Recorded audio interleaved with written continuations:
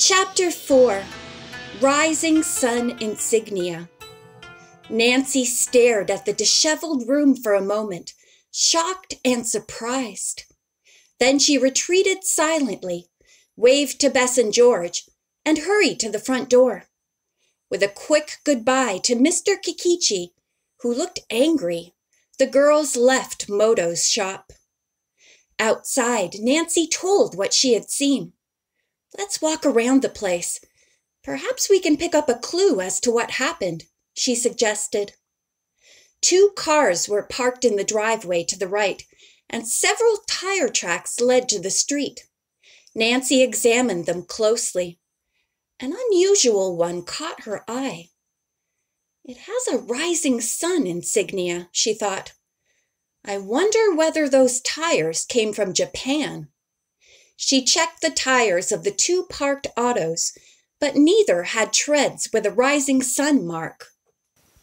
The young sleuth showed Bess and George what she had found. "The tracks are still clear. I wonder if the person whose car made them knows Mr. Moto and gave him a ride." She followed the tracks down the driveway until they ended in the street. Here there were so many crisscrossing marks that it was impossible to tell which way the car with the rising sun tires had gone. Disappointed, Nancy returned to the shop. She asked Mr. Kikichi if he knew anyone who owned a car with Japanese tires. He shook his head. "No. Why?" She did not answer. Instead, she said, "Mr. Moto was gone by the time you arrived here this morning?" "Yes." "And the back room was a mess when you came?" "Yes." "Don't you think that's rather unusual? Mr. Moto was a very neat man. He never would have left his place looking like that." "You mean," said Mr. Kikichi, "that you suspect foul play? If so, why would Mr. Moto have telephoned me about his plans?" Nancy said that she did not know, but possibly something had happened to him afterwards. "When did he call you?" she inquired. "Yesterday. I had just finished dinner." "I'll go outside and ask people in the area if they saw anyone here last night or very early this morning," Nancy told him. Bess and George, meanwhile, had walked up and down the street waiting for Nancy. When she did not reappear, they continued searching for clues. By this time, Nancy had left Mr. Moto's shop through the back door, trying to find someone to ask about the jeweler. She noticed the neighbor from upstairs to whom she had spoken the day before. The woman was about to cross the street. Nancy hurried toward her and asked if she had been aware of any disturbance in Mr. Moto's place the previous night. "No," the neighbor replied. She added with a laugh, "Once my husband goes to sleep, I can't hear anything but his snoring." "Why? Is something wrong?" "I don't know," the young sleuth replied. "Mr. Moto left very suddenly for Japan." "That's strange," said the woman, who introduced herself as Mrs. Rooney. "I was speaking to him just the other day and asked him if he had any intention of visiting his homeland. He said no, not for a while. He was going to wait until he retired in a few years." "Does he have any family in Japan?" Nancy asked. "Yes, a brother, Tetsuo, who lives in Tokyo. Mr. Moto told me about him many times. He's a widower and has visited the United States twice." Nancy thanked Mrs. Rooney and went to look for Bess and George. She found them a few minutes later. George held a pair of men's Japanese sandals in her hands. "Where did you get these?" Nancy asked. "We found them under a bush next to the driveway," George said. "I wonder if they belong to Mr. Moto," Bess said. Nancy examined the leather sandals. "They are quite large," she said, "and Mr. Moto is a small man." Let's ask Mr. Kikichi, George declared. They might belong to him, even though he's not a tall person either. The girls went back into the shop and showed their find to Mr. Moto's friend. "Oh no," he said. "These do not belong to me, and they would not fit Mr. Moto. Not many Japanese have large feet like this." A customer walked in at that moment, and Mr. Kikichi went to help her. Bess, George, and Nancy walked outside again. "What are you going to do with those sandals?" Bess asked Nancy. "I'm holding on to them for a while," Nancy said. "I have a hunch they might be a clue." She put them in her car, then told her friends what she had learned from Mrs. Rooney. "I don't believe Mr. Moto went to Japan to visit his brother without planning this ahead," George said after hearing the story. Nancy nodded. "I'm afraid he may have been kidnapped." Bess and George agreed. The fact that he didn't call Nancy or her father after he had asked them for help just a day or so before is very suspicious, George declared. "That and the messed up room," Bess added. "Do you think we should tell Chief McGinnis about this, Nancy?" "Yes, but first I'll get in touch with Dad. Maybe he'll have an idea." Bess sighed. "This is becoming too much for me. Stolen jewels, missing persons, a possible kidnapping. I want no part of it." "For the time being, you'll get your wish," George said, glancing at her watch.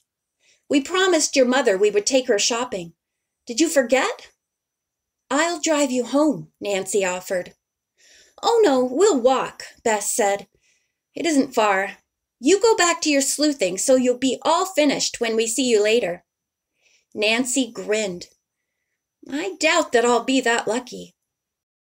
As the girls walked off, she decided to talk to Mr. Kikichi again. He must be wondering what we were doing there and why we asked so many questions, she thought. When she entered the shop, he emerged from the back room. "I was locking the rear door," he announced. "What do you wish?" "I wanted to tell you that I'm trying to find a clue to who might have come in here last night and wrecked Mr. Moto's room," Nancy explained to him. "I see," said Mr. Kikichi.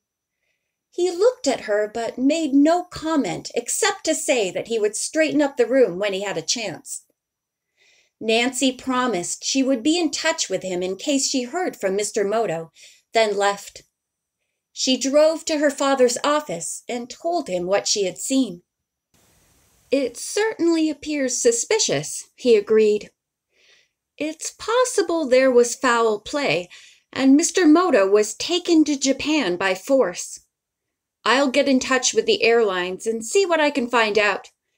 If they have no record of his leaving, I'll contact other likely airports.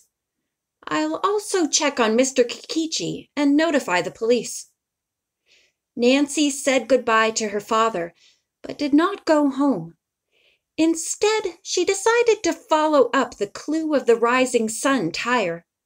She went to a large garage and asked the manager if people in town used tires with that symbol. "No," the man replied. "I know of only one person in River Heights who does. I guess he imports them from Japan." "Is he American or Japanese?" Nancy asked with increasing enthusiasm. "Oh, he's Japanese, but he lives in this country. For some time now, he has had a home on the outskirts of town. I understand he travels to Japan a lot, though." Nancy was elated. "Do you know his name?" "Yes, Mr. Kampura." Nancy thanked the man and went to a public telephone booth to consult the directory. To her disappointment, Mr. Kampura was not listed. The young sleuth drove back to her father's office and told him what she had found out. Mr. Drew called Chief McGinnis and asked if he knew Mr. Kampura. "Not personally," the officer replied, "but I understand he has rented a place outside of town." "What business is he in?" the lawyer inquired. "He's in the wholesale jewelry business. I believe he works for Worldwide Gems Incorporated. If you want to contact him, you'd better hurry. He's leaving the United States on Thursday." Nancy had overheard the conversation. "You know, Dad," she said excitedly, "it appears as if all our leads point to Japan." Her father smiled. "You're right, especially since I've found out that the Worldwide Gems headquarters are in Tokyo." "Oh, Dad!" "I know, you want to go there." "Yes, on the same flight that Mr. Kampura is taking." "Let me think about this for a moment." Mr. Drew went outside to speak to his secretary, then returned, smiling. "I just checked on a few things. I have several business clients in Tokyo, and it might not be a bad idea to see them personally. We could—" "Oh, Dad, you're wonderful!" Nancy jumped up and gave her father a big hug. "Perhaps Professor Mise could call his brother and tell him we're coming." "Good idea. You get in touch with him and I'll take care of the reservations. Then you'd better pack your wardrobe and lay out some things for me that you think I might need." Excited, Nancy drove home and told Hannah Gruen about the proposed trip. My, said Hannah. "You certainly do get around solving mysteries. This latest one is in beautiful Japan?" Nancy laughed. "I don't know whether I'll find the solution there, but it's where all my clues lead to. I'm really worried about Mr. Moto." The kindly housekeeper said she was glad Nancy and her father were leaving. "With underworld characters here who might have harmed Mr. Moto, I think it's a good idea that you're going out of town." Nancy phoned Professor Mise to tell him the news. A half-hour later he called back and said he had telephoned his brother and that Toshio Mise and his wife would be happy to have the Drews as guests in their home, and they would pick them up at the airport. Nancy passed the message on to her father when he came home. "That's extremely nice of the Mises," he said. "I hope we'll be able to repay them somehow for their hospitality." "Have you any news on Mr. Moto?" Nancy inquired hopefully. "He didn't fly out of any of the coastal airports, at least not under his own name. But if he was kidnapped and taken to Japan, I'm sure his abductors provided a fake passport."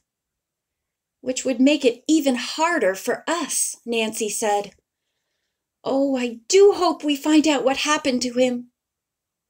When Nancy and her father reached the airport in New York on Thursday, he said, "How do you propose to identify Mr. Kampura? There might be many Japanese on board our plane." Soon a Japanese man arrived to answer the call. He was about 6 feet tall, slender, and had a severe, square-jawed face.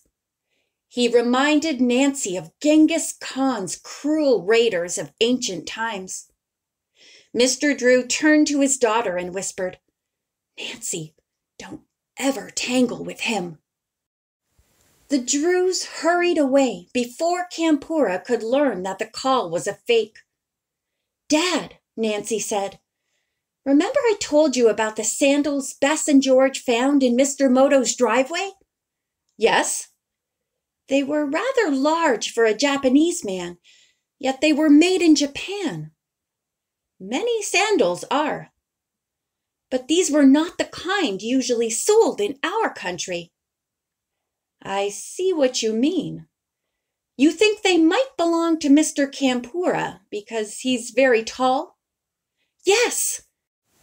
"Between the sandals and the tire tracks with the rising sun insignia, I'm convinced Mr. Kampura was in Mr. Moto's shop recently." "I'm inclined to agree," Mr. Drew said. Just then a message came over the loudspeaker. Will Mr. Campbell Drury please go to the nearest phone? Nancy's father winked at her and headed for a booth. The girl was puzzled.